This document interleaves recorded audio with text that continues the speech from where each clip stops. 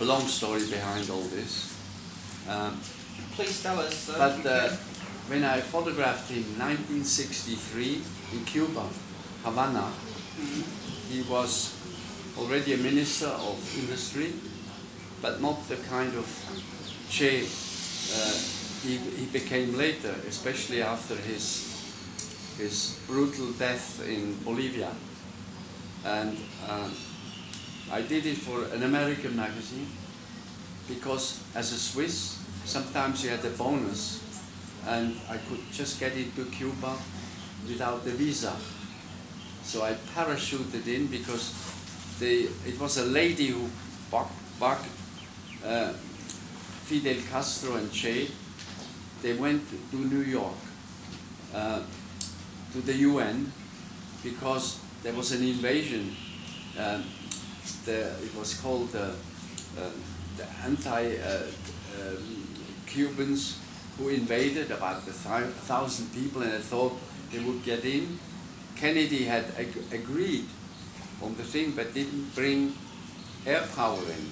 So they were completely smashed up, taken prisoner. And so after that, Che and Fidel went to the UN and complained there, you know. But there are a lot of people still complaining. Some people up there are listening, some they are not. So this woman was a star reporter for Look magazine, Look, L-O-O-K. And she bugged him. They were up in Harlem, in black territory, and she approached him, and finally he said, okay, if the Pentagon and the CIA gives you permission, I invite you, because 63, it was 3 years after the revolution. Finally she got, in 62, just before New Year's Eve, the green light. So they didn't have a photographer, so my agency, my Magnum, it's called Magnum Photos, sort of an iconic few guys at the time, Kappa and Cathy Bresson and some others, were the founders. And they called me up and said, Rene, you're leaving immediately for Cuba. It was already, I think, at the house in Zurich. It was almost, the table was ready for New Year's Eve dinner. And I packed, and my wife and the children, they cried. And there was no flight. Their only flights were from Moscow via Prague to Cuba, because America blocked the whole thing there. And they wanted to bring them down, and they said, well, in a few weeks after the disaster of it was called Playa Girón. Playa Girón was the Bay of Pigs, where they got defeated, the invaders. So there were no flights out of Switzerland or anywhere, not Paris. So I had to go to Prague, on the Iron Curtain on the other side. So I took the train via Vienna, and I got there the next morning. When I was in the train, the train conductor came. There was nobody on the train. I said, well, it wasn't easy to leave the family, but it seemed like important. And we toasted each other in a little cup, some horrible wine. In the meantime, as we went into the night, it was New Year's Eve. So I got the next morning via Vienna into Prague. I had a friend there which I had met before, I had been there, a movie maker. And we sat for 8 hours at the airport when a big Ilyushin arrived, 8 hours late. Ilyushin, it was a Tupolev, a Russian Tupolev, who was the only one who made the relay with Havana, because who was it at the time? Khrushchev was buddy with Mr. Castro. You know, a long story. Maybe you should read some of the things. Mr. Castro which is an absolute hero, and one of the everlasting. When all others went out or were murdered or had to be re-elected, he's still there, bugging his brother, because everybody, the young kids, they want to have more, obviously. But America again thinks through blockade they can bring them down, because what you have in the Arab world, it won't happen that way in Cuba, because they still, no matter they have so little, they admire and they are for the thing, but they want a little more. But the minute you give them more, lift the thing, capitalism is very powerful, you know. It has advantages, but as we can see in some places, no thank you. Right? Anyway, I make it fast. So I arrive, a funny thing. As I went in with a taxi it was by now January 2nd. January 1st was the anniversary celebration.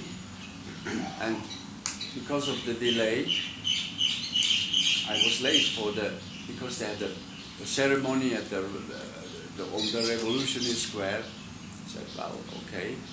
As I drove in, the tanks came out, left and right, my taxi, and I said, oh, I missed it again, because I missed the revolution for other reasons.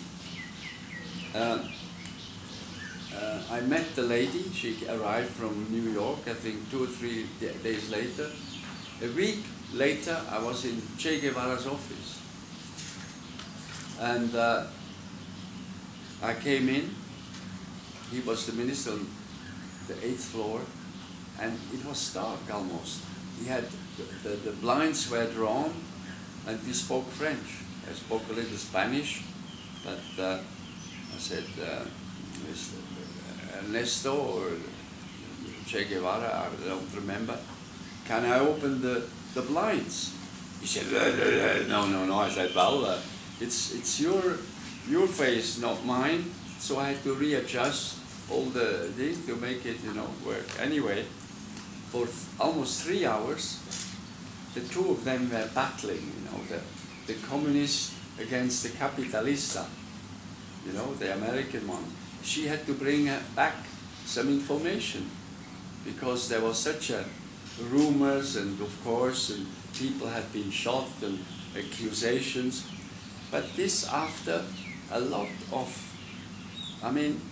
Batista, who was the former dictator, they had a terrible regime there for years. And Fidel was the one who wanted and finally with 12 men at the end, they brought down the big powerful army. They came in 85, and they were all killed. The 12 who remained in the Sierra Maestra finally made the revolution. And Che was of them. Che came, he is Argentinian, right? And he was studying medicine, well-to-do family. It's a long story again. He went around South America and was in the impact when he saw in the backyard of his continent the misery, Indios, and poverty. He gradually said, we have to change things. But how can you change the world? When I started as a photographer, I thought, I was in places, I'm going to change the world. No way, even if you came back with some important pictures. But anyway, for 2.5 hours, I could dance around the two of them who were almost getting at each other's throat. And this is the best that can happen for you as a photographer. Not somebody sitting there and, like me now, talking and making fun of himself and the world and whatnot. But things are serious, But don't take yourself too serious, right? Anyway, the interview was done, and it was published quite after that. So then you mentioned, and it's a long story, to explain what an iconic picture is. It's not because of me, of course. I had about 300 or 400 images which I did in this. There were others, good ones. There's one, Che had a Rolex, Swiss Rolex there. And why this one? Because I had only one, maybe a second one, where he holds the cigar.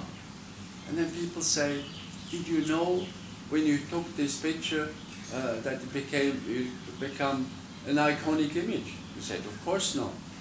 But it was just that moment, and I went to New York and processed the film there and worked on the story. They even cropped it when they published it the first time. They made it just, so you have to fight not only on the place where you take the snaps, but also afterwards against the editor-in-chief at the magazine. So they don't just write Mrs. Smith, who works in her living room, becomes something else. So that was Magnum's thing. You have to respect three things. You cannot crop pictures. You have to be faithful to the caption. And magazines have to put your name. So we had always the fight of doing this or that. Anyway, the picture of Che became, afterwards, through the history, famous. In Paris, the movement 68, so they put him on the banner, then and it just they published the picture. Now, if I would get €1 for each time a picture, I would almost be rich. I could retire.